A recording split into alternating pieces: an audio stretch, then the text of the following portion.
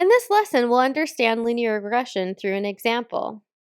Let's remember that linear regression is used when we want to predict a number.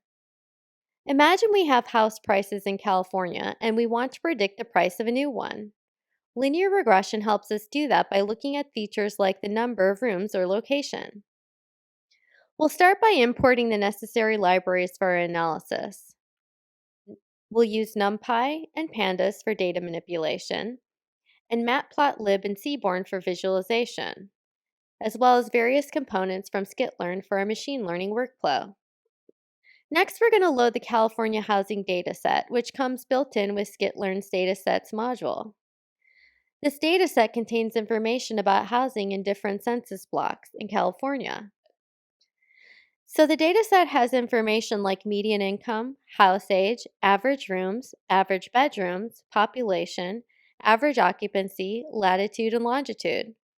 Our target variable is the median house value, stored in thousands of dollars. We can see there are no missing values, which is good for our analysis.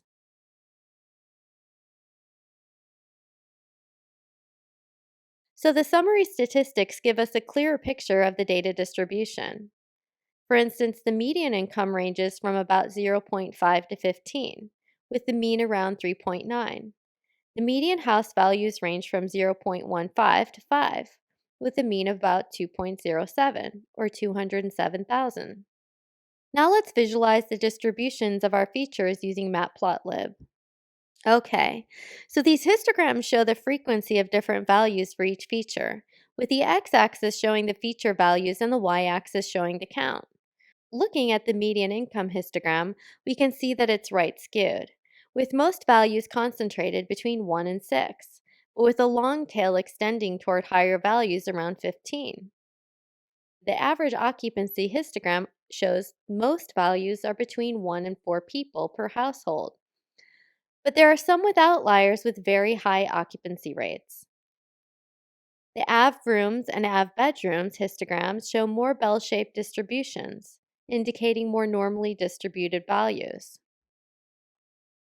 Now let's create a correlation matrix heat map that helps us understand relationships between variables. Let's plot the figure. And now we're going to add the heat map. And let's see what we've got. Okay, so this heat map uses colors to represent correlation strength and direction, with the darker red indicating a strong positive correlation and the darker blue showing a strong negative correlation. White or light colors represent weak correlations near zero. We can see that the median income, med-inc, has the strongest positive correlation with our target variable, and the median house value at about 0.69.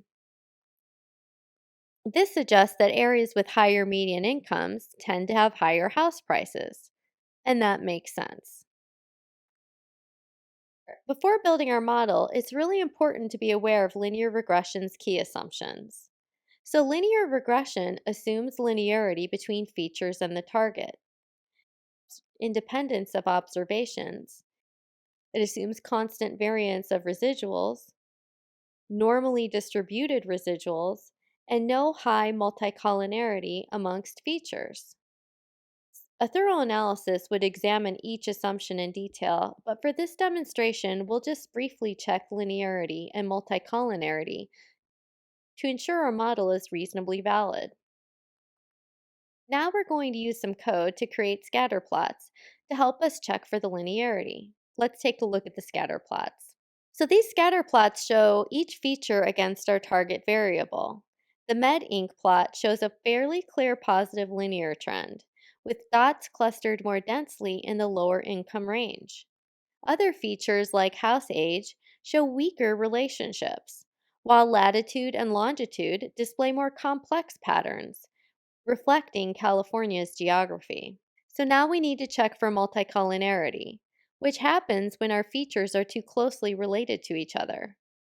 So let's do our multicollinearity check now. When features contain similar information, it can confuse our model about which one is actually driving the predictions. So we're going to use the Variance Inflation Factor, or VIF, which measures how much each feature is correlated with all the others.